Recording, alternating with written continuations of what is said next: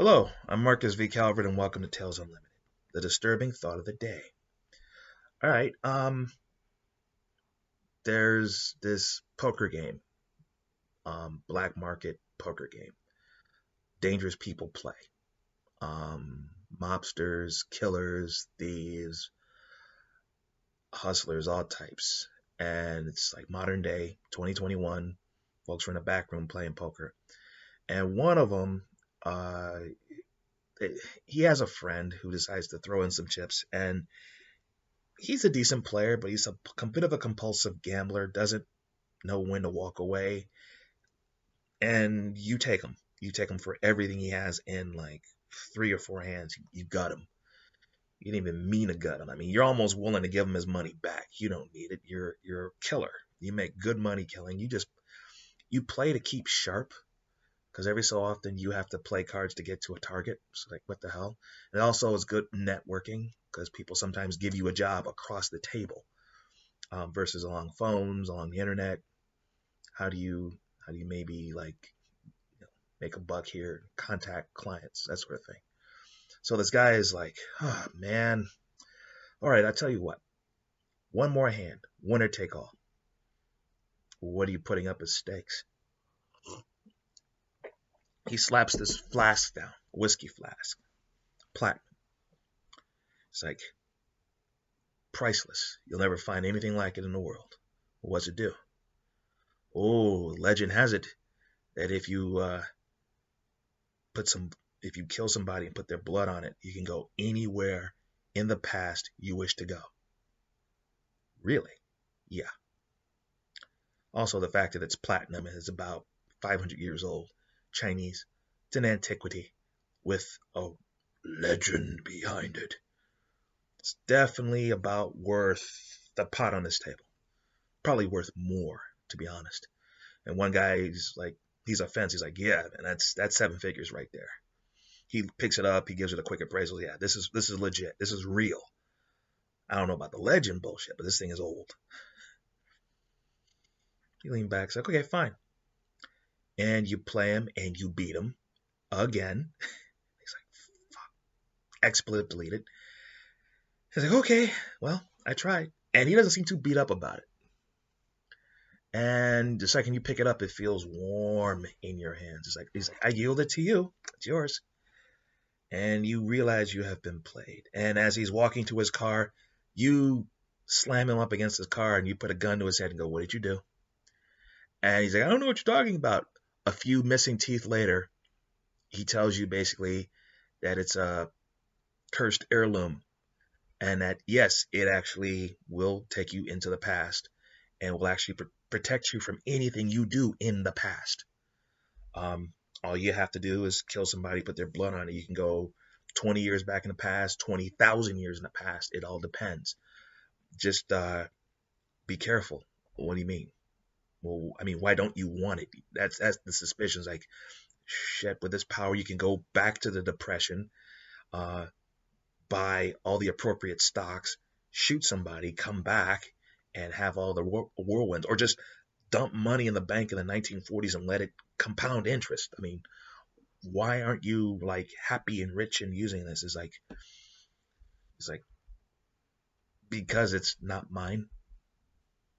Whose is it? Uh, I don't know them per se. I just every so often they find me when I go zipping around through time making money, and they try to kill me. Uh huh. Okay, fine. So I yield it to you, and nothing happens. It's like it doesn't work that way. You put the gun in his mouth. I'm sorry, you put the gun against his balls. How does it work? And then you catch movement out of the corner of your eye as, okay, the thems that are chasing him, they're now after you. They have your scent. They are in really nice suits, and their faces are 100% shadow, and they have guns too. And the guy you're talking to takes a bullet. Boom. And now they're after you. And you basically put your whiskey flask and his blood, think of your childhood home, and poof, you're gone. And you end up on the doorstep of your childhood home and at night. You're looking around and you're like, wow. And you hear sounds of, violence because your dad was an abusive drunk who beat your mom and beat you and put you on this path where you become a killer. And you're curious. And what the hell? You have nothing better to lose because these guys are going to find you, maybe, maybe not. But what if you walked in, kicked that door down, and shot your dad? Then took this whiskey flask and just waited in the park and let them kill you? Does it maybe get you out of this? Because if you're protected from a paradox, or you shoot your old man and maybe it disappears from your hand. Maybe something good. Maybe the only way out is to change your fate so you don't become a killer and you don't end up at that table. Or at the very least, you don't become this prick. Give it a whirl.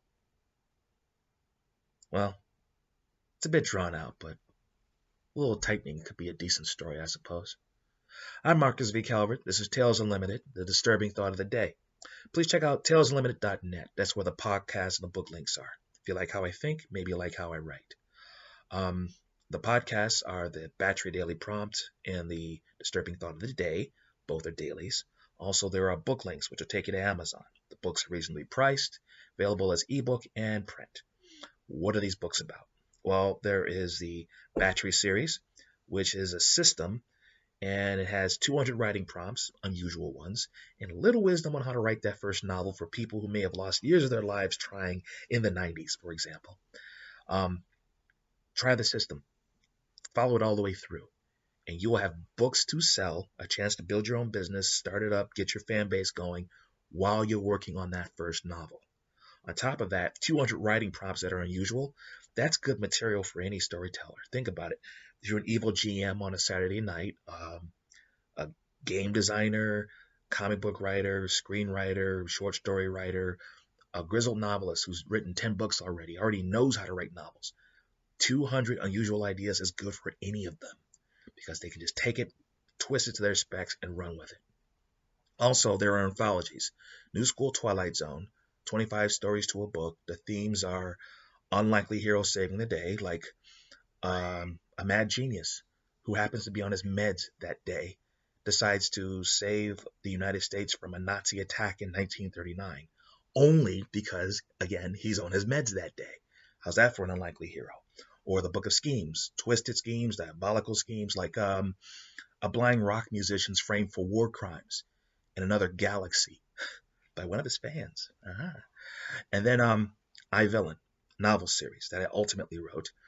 Think Sin City with superpowers, takes place in the superhuman crime capital of the world, a town so corrupt that heroes stay away from it, but it controls its image so perfectly. It's a hip tourist spot. They actually call it Manhattan Light. Above water, underneath water, it's like a floating island city. It's like more of a sprawling industrial zone. People can still find jobs there. It's a good spot, not wild, rampant corruption or anything like that. Actually, it is. They just hide it well. And yet, it's efficiently run.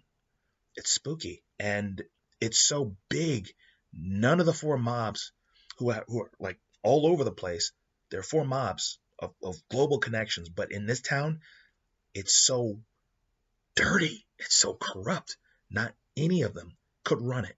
So they split the crime, not the territory, the crime. And they make billions in this one city. That's how dirty it is. And there's this dude named Benjamin Clyde, gentleman fixer. He supplies mercenary talent to anyone who needs it. If you want to make your wife disappear, make your brother a senator, start an ethnic cleansing, save a life, everyone uses him, from the FBI to terror cells to demons. Everybody uses this guy until his luck turns south. Most fixers die when their luck turns south. He loses everything and is forced to fight crime. And against everyone's expectations, the streets don't kill him.